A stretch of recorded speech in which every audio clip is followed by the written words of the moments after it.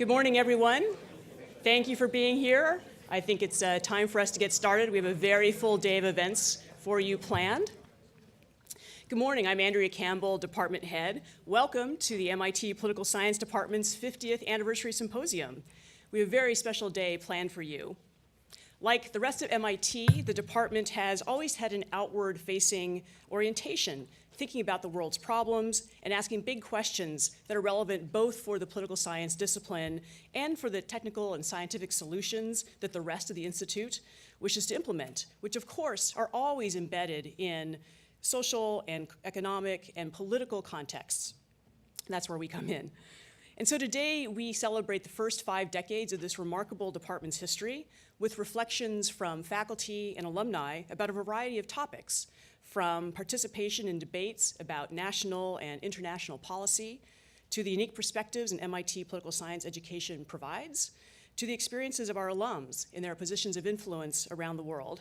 So we're so thrilled to have you here with us and share this day with you.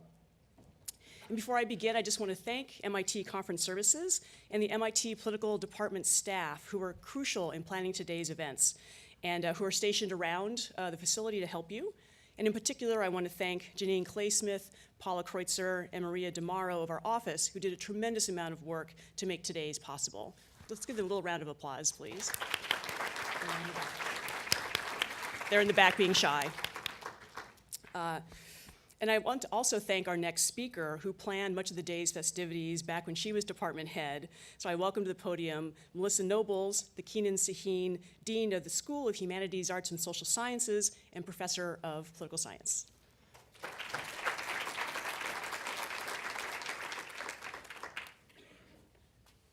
Good morning. Thank you, Andrea. Good morning. It's a real pleasure to be here today to celebrate and be a part of our 50th Symposium, where we'll have the opportunity to acknowledge and celebrate and recognize the many contributions made by our faculty and our alums over the years to scholarship and to public life here in the United States and abroad. I'm happy to introduce Steve Smith, an alum, the class of 1988, PhD alum, who is the current president of the American Political Science Association. And he will provide us with a brief historical perspective on the department's place in the discipline before turning to our panel. So let me provide a few words about Steve. So Steve, as I said, is now the executive director of the APSA. Before joining the association in September of 2013, he was the Louis A. Bano Professor of the Maxwell School of Citizenship and Public Affairs at Syracuse University and the Nancy Bell Evans Professor of Public Affairs at the Evans School of Public Affairs at the University of Washington. He has also taught at American University, Duke University, Georgetown University, and Washington University at St. Louis. Steve's publications include Nonprofits for Hire, The Welfare State in the Age of Contracting with Michael Lispy, Governance and Regulation in the Third Sector, International Perspectives, and also Nonprofits and Advocacy. Steve has served as the president of the Association for Research on Nonprofit Organizations and Voluntary Actions from 2006 to 2008. He has also served as the editor of the Nonprofit and Voluntary Sector Quarterly from 1996 to 2004. Currently, he serves on the board of directors of the International Society for Third Sector Research. I welcome Steve Smith.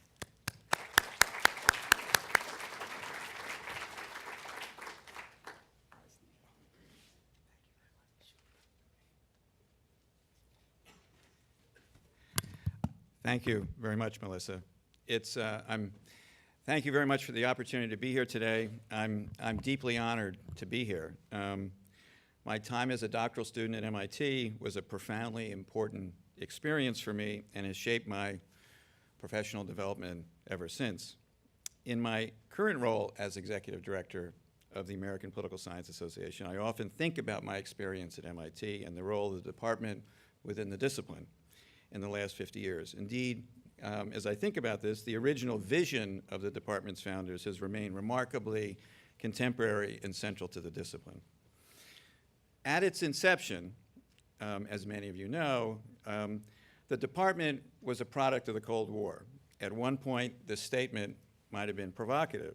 Perhaps it still is.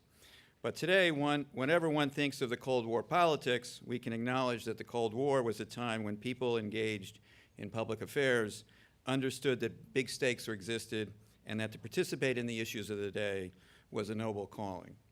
Today, many scholars have been trying to regain that calling for engagement in public affairs. Theda Scotchbowl and her colleagues try to do this through the Scholar Strategy Network.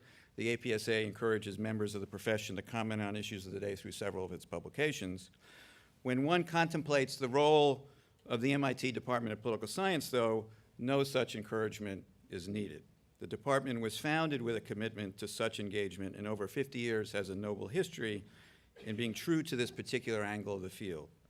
As many of you know, the roots of the department in the 1960s lay with a small group of MIT faculty affiliated with the MIT Center for International Studies who were engaged in major research projects on political development, including classified research for the federal government.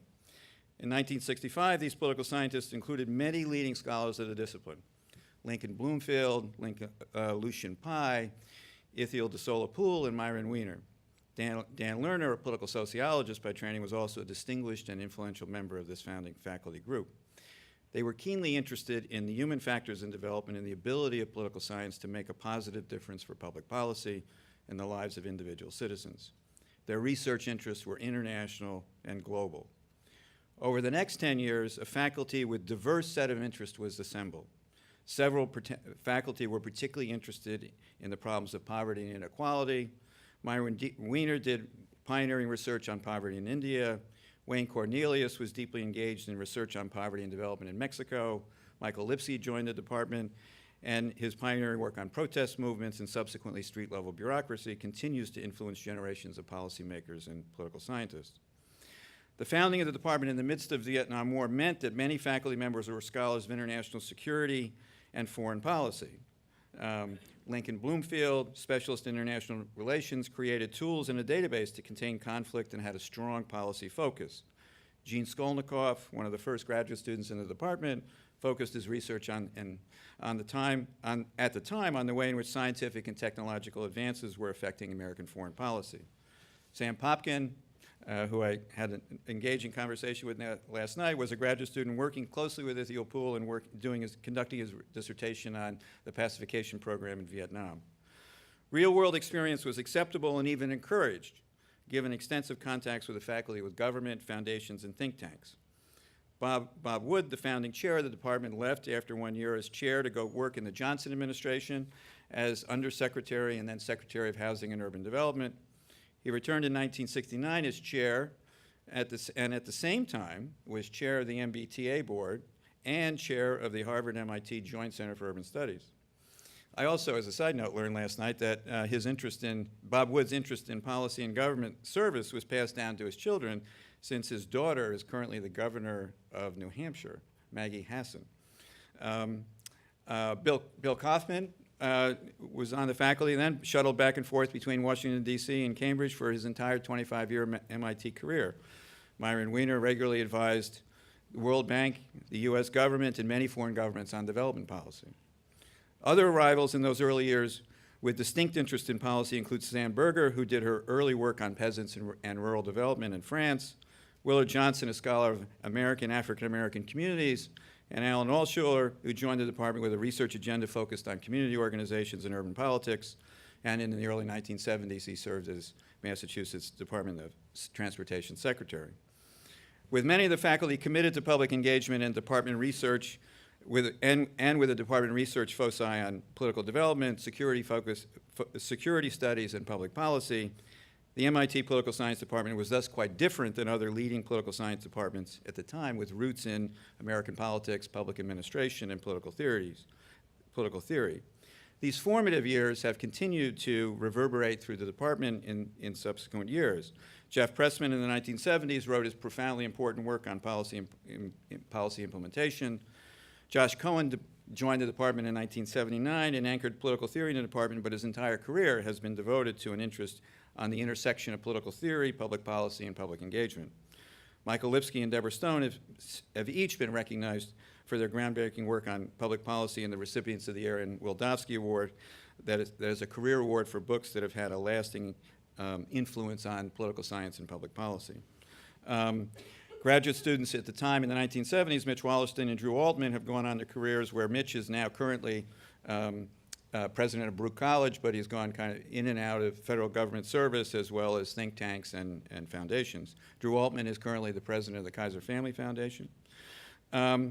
The department's distinctive focus certainly was one of the major considerations in my decision to attend MIT in the early 1980s, as well as the decision of many of my fellow students, including Kathy Boone, Gary Harrigal, Kathy Jo Martin, Peter Trubowitz.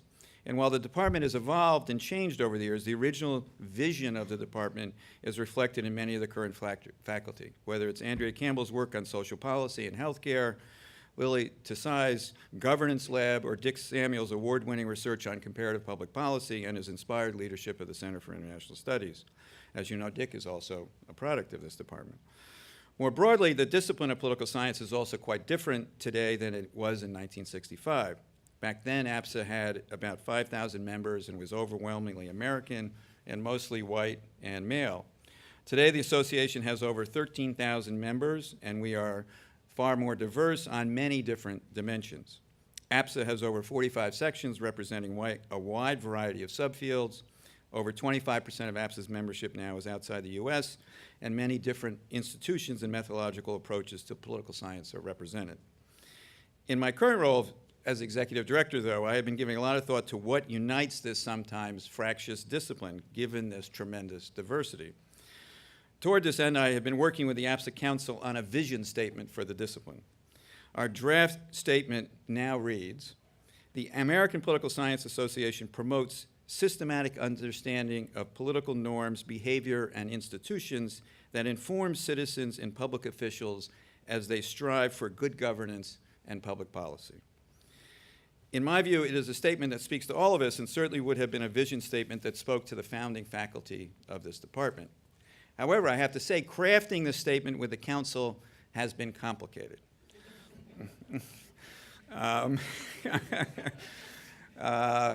Some members, and again, no surprise to many people in this room, some members of the council would have preferred to emphasize the scientific basis of the discipline, while others wanted to promote a more normative, engaged view of the role of the discipline. So the vision statement that I read is a somewhat of a compromise between the kind of more one section of the membership on the council and another section of the council, which I think broadly represents, differences within the discipline as well. And I think that you see also these differences in what the vision for the discipline is reflected in current debates within the discipline on data access and research transparency. Those of you who are political scientists know that there's been this kind of ongoing discussion, and in the last few months it's been a favorite topic on political science blogs and social media about data access and research transparency, and where the discipline goes in the future in terms of adopting guidelines for our journals on data access and research transparency. This debate has also been reflected in debates about new publications and outlets for the association. I'm guessing that in the formative years of the department, of course I wasn't there, these differences in vision for the discipline certainly existed, but what is striking to me is that the senior and younger faculty at the time thought it was possible to do excellent and rigorous social science research and influence policy and your broader community. That is to be both rigorous and relevant. Another hallmark of the department from its beginning, to me, was an openness to a wide variety of perspectives to the study of politics, including a broad view of political economy. This diversity and openness, I think, also fostered creativity in research and methods. Hayward Alker was a true innovator in the study of international relations. Walter Dean Burnham, who was one of my mentors, arrived in the 1970s and did path-breaking work on critical elections. He took a broad look at elections and attracted students who wanted to see elections in formative historic terms. He was a proponent of American political development before it was fully recognized as an important subfield. Today, the discipline is truly a global discipline with many different subfields. The diversity of the profession has also fostered research and innovation in methods. Indeed, some of the fastest growing sections within APSA are sections on qualitative methods and experimental methods.